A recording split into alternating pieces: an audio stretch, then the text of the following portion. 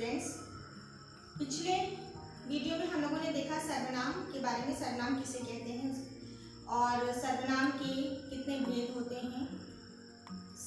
और सर्वनाम के दो भेदों के बारे में भी हम लोगों ने पढ़ा, पुरुषवाचक सर्वनाम और निश्चयवाचक सर्वनाम। अब हम लोग सर्वनाम के बाकी अन्य 4 भेदों के बारे में चर्चा करेंगे। यहाँ पर सर्वनाम का तीसरा भेद है बच्चों अनिश्चयवाचक सर्वनाम।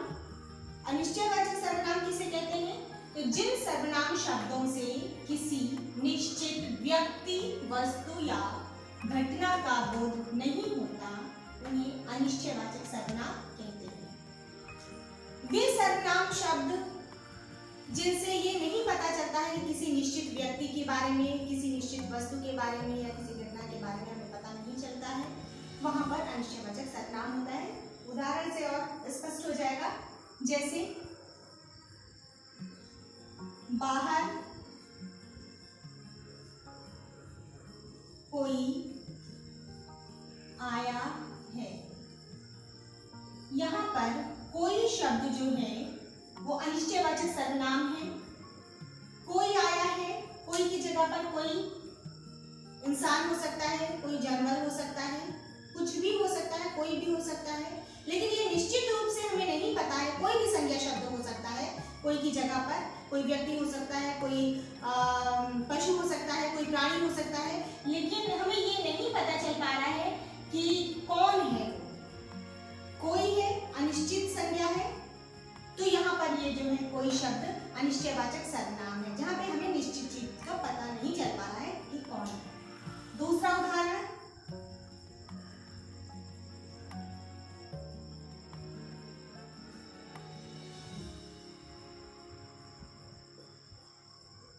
टोकरी में कुछ रखा है। टोकरी में कुछ रखा है, इस वाक्य में कुछ शब्द अनिश्चयवाचक सर्वनाम है। टोकरी में क्या रखा है ये नहीं पता है, कौन सी वस्तु रखी है इसकी जानकारी नहीं हो पा रही है। कोई फल है, कोई अन्य वस्तु है, कोई सब्जी है या कुछ भी है, कौन सी वस्तु है इसकी जानकारी नहीं हो पा रही है। इस कारण यहाँ पर कुछ शब्द जो है वो अनिश्चयवाचक सर्वनाम है और इसके स्थान पे कोई संज्ञा शब्द है। क्या संज्ञा शब्द रखा हुआ है, क्या चीज रखी हुई है वो नहीं पता है। तीसरा उदाहरण देखते हैं,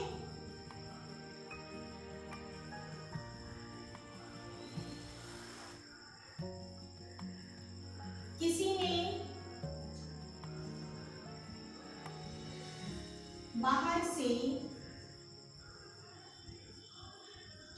दरवाजा खटखटाया। किसी ने यहाँ पे अनिश्चयवाचक सर्वनाम है, किसने दरवाजा खटखटाया इसकी जानकारी नहीं है, इसलिए यहाँ पर ये अनिश्चयवाचक सर्वनाम है। तो बच्चों, वे शब्द जिनसे किसी निश्चित व्यक्ति, वस्तु या किसी घटना का बोध नहीं हो पाता है, नहीं पता चल पाता है, तो वहां पर अनिश्चयवाचक सर्वनाम होता है। अब सर्वनाम का चौथा भेद हम लोग देखते हैं। सर्वनाम का चौथा भेद है संबंधवाचक सर्वनाम।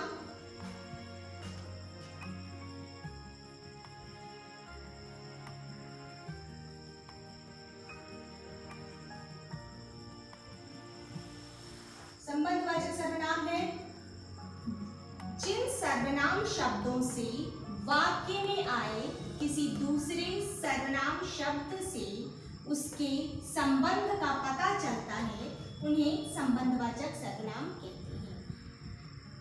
बच्चों, कॉम्प्लेक्स सेंटेंस बनाते समय भी इनका हम प्रयोग किया जाता है। मिश्र वाक्य, जब मिश्र वाक्य बनाते हैं तब भी हम इनका प्रयोग करते हैं।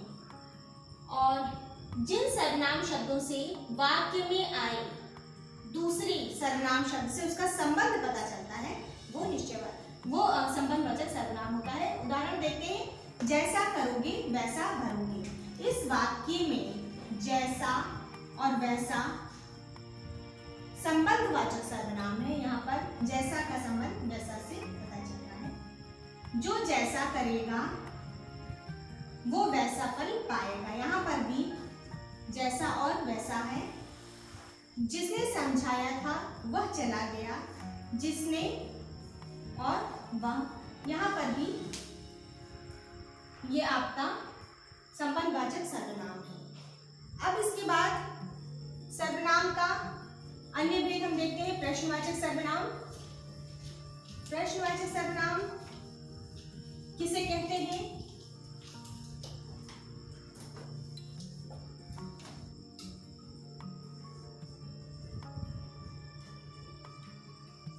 प्रश्नवाचक सर्वनाम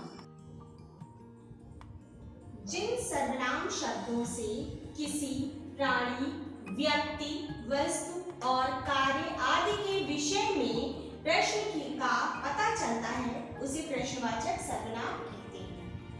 तो इस कुछ उदाहरण देखें,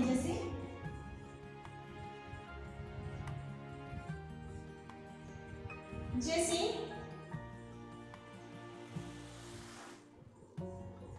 बाहर कौन आया है। यहाँ पर इस वाक्य में कौन शब्द जो है वो प्रश्नवाचक सर्वनाम है, क्योंकि इसके द्वारा प्रश्न किया जा रहा है कि बाहर कौन आया है, और जो उत्तर इसका हमें प्राप्त होगा तो वो कोई प्राणी हो सकता है, कोई व्यक्ति हो सकता है, कोई भी बाहर हो सकता है।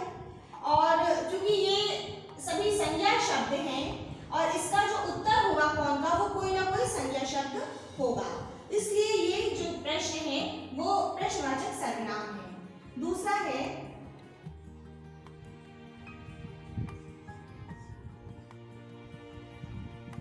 तुम्हारा नाम क्या है। इस वाक्य में क्या शब्द प्रश्नवाचक सर्वनाम है बच्चों? क्योंकि यहाँ पर भी इसका जो उत्तर आएगा वो एक संज्ञा ही शब्द होगा। तुम्हारा नाम क्या है? मेरा नाम सोहन है, मेरा नाम मोहन है, मेरा नाम रीता है, मेरा नाम अनीता है।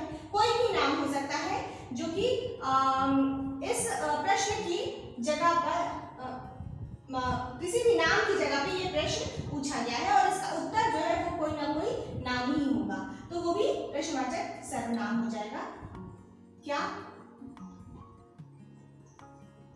यह घड़ी किसने दी है? इस वाक्य में किसने शब्द है जो प्रश्नवाचक सर्वनाम है। यह घड़ी मुझे मेरे मित्र ने दी है, यह घड़ी मेरे पिताजी ने दी है, मेरी माँ ने दी है, मेरी बहन ने दी है। तो इसके जो भी उत्तर हमें प्राप्त होंगे इस प्रश्न के, वो सभी संज्ञा शब्द ही होंगे, इसलिए किसने भी प्रश्नवाचक सर्वनाम है। तो बच्चों, लेकिन एक चीज यहाँ पर और ध्यान देने वाली है कि जो भी प्रश्न होते हैं सभी प्रश्न जो है प्रश्नवाचक सर्वनाम की श्रेणी में नहीं आते हैं। कुछ ही प्रश्न होते हैं जो प्रश्नवाचक सर्वनाम होते हैं, और आइए देखते हैं एक उदाहरण के द्वारा इसको और भी स्पष्ट हो जाएगा। जैसे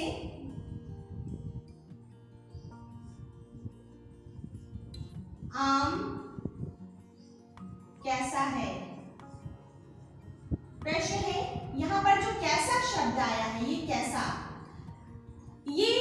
कैसा शब्द प्रश्नवाचक सर्वनाम नहीं है, क्योंकि इसका जो उत्तर हमें प्राप्त होगा, आम मीठा है, आम खट्टा है, आम पीला है, हरा है, कोई भी इसमें से उत्तर प्राप्त होगा, हो सकता है इसका इस कैसे शब्द का कोई भी उत्तर इसमें हो सकता है। तो ये जो सभी उत्तर आ रहे हैं, आम मीठा है, ये भी मीठा शब्द विशेषण है, खट्टा शब्द विशेषण है, पीला शब्द विशेषण है, हरा शब्द भी एक विशेषण है, इसलिए जो कैसा शब्द है वो प्रश्नवाचक सर्वनाम नहीं होगा, क्योंकि इसके जो भी उत्तर प्राप्त हो रहे हैं वो सभी विशेषण है, ना कि संज्ञा है। इसी तरह कोई दूसरा प्रश्न हम लोग देख लेते हैं और भी। तुम्हारे घर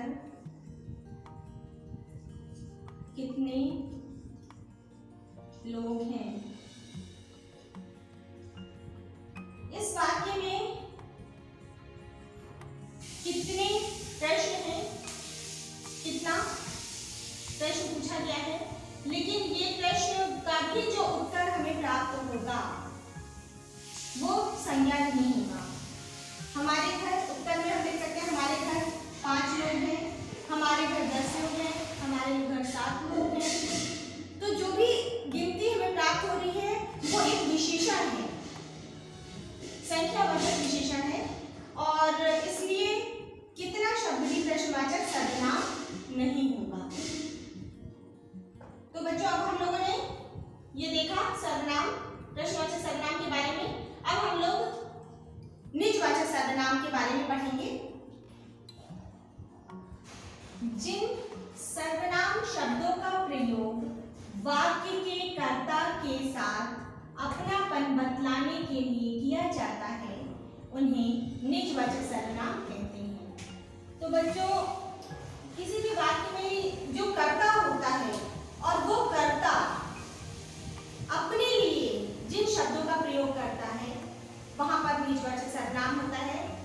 जैसे अपने आप, स्वयं, आप ही, खुद, ये सब निजवाचक सर्वनाम के उदाहरण है। कुछ उदाहरण हम लोग यहाँ पे देखते हैं। जैसे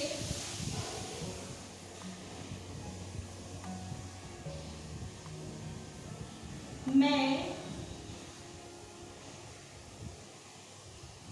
अपने आप चली जाऊंगी। इस वाक्य में अपने आप निजवाचक सर्वनाम है, क्योंकि यहाँ पर ये जो करता है मैं, वह अपने लिए इस शब्द का प्रयोग कर रहा है कि अपने आप चली जाऊंगी। दूसरा उदाहरण देखते हैं।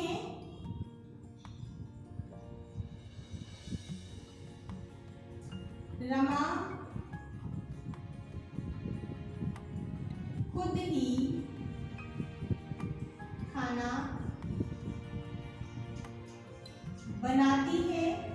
इस वाक्य में रमा अपने लिए खुद शब्द का प्रयोग कर रही है, और रमा के लिए, रमा करता है और उसके लिए खुद शब्द का प्रयोग किया गया है। करता अपने लिए खुद शब्द का प्रयोग किया है, इसलिए यहाँ पर ये प्रश्नवाचक सर्वनाम है, खुद।